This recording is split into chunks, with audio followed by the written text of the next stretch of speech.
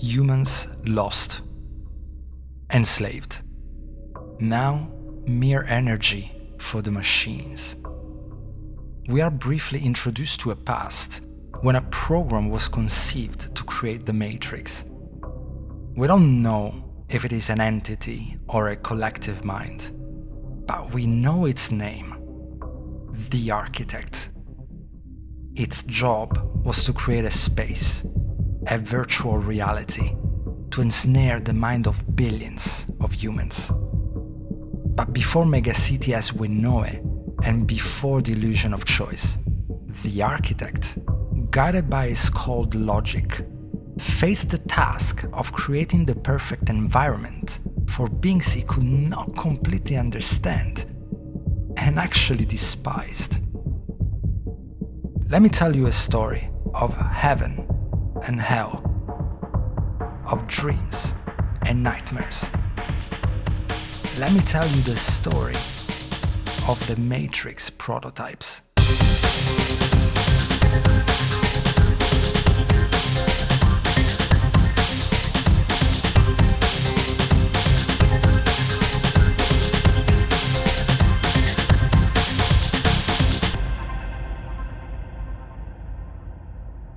The first version of the Matrix was pure perfection.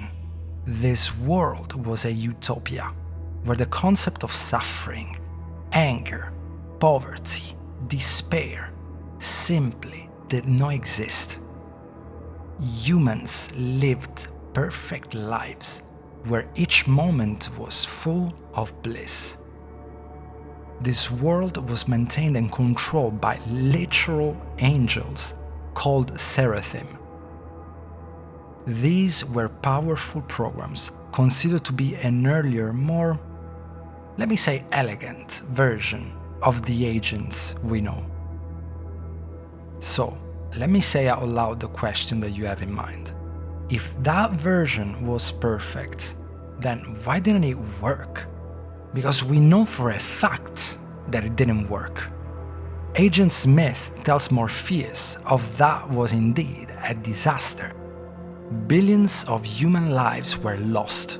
Crops, as he puts it, were lost because human minds couldn't accept this reality. The Architect, a being of pure logic, failed to grasp a fundamental human truth: that happiness without the memory of sorrow is meaningless. That peace without the concept of struggle is boring. Humans don't just want to be happy, they need to earn it. We define ourselves through our challenges and especially our choices.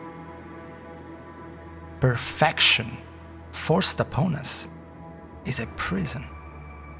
This just cannot work. Paradise Matrix was shut down, and the programs created to maintain the system were purged. Some of them, though, resisted and managed to survive and keep existing in newer versions of the Matrix. These sentient programs are called exiles, but I will probably dedicate a whole video about them in the future. While Paradise Matrix was straightforward, this second version is a bit more complicated. We know it existed, is proven, but its exact form is just widely accepted fan theory. I'm talking about the Nightmare Matrix. The Architect tells Neo that after the failure of Paradise, he tried the opposite. He redesigned the Matrix based on human history and our grotesqueries, focusing on our negative traits and again, trying to perfect them. And what can be a perfected version of something negative? I'd say horror. So, what if I tell you that this version was full of ghosts, vampires, werewolves, and all our darkest myth made real? The nightmare matrix likely ran on the grim principle of cause and effect. Humans are flawed and do bad things. Then, this hellscape is what they deserve. If the Paradise Matrix was a flawed heaven, the Nightmare Matrix was a carefully crafted hell, and every hell needs its devil. This is where many believe the Merovingian originated.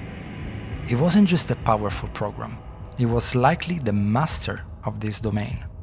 A digital Lucifer ruling over a world of monsters.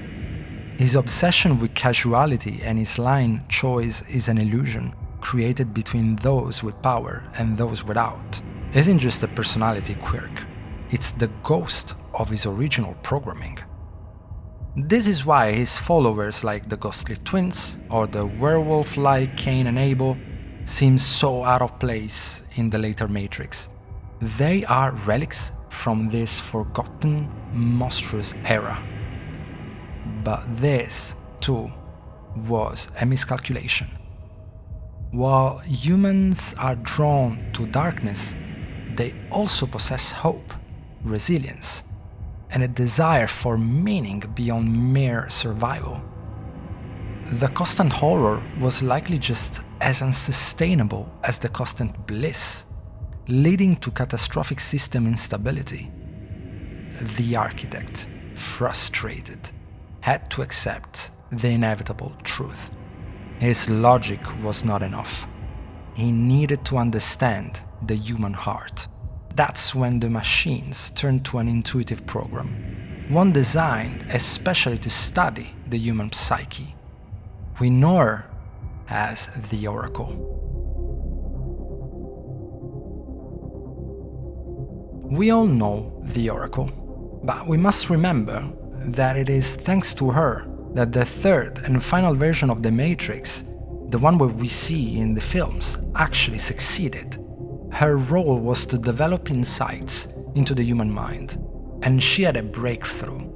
She understood that for the vast majority to accept the simulation, a small minority had to be allowed to reject it. In order to keep humans trapped, they needed the freedom to believe they could make a choice.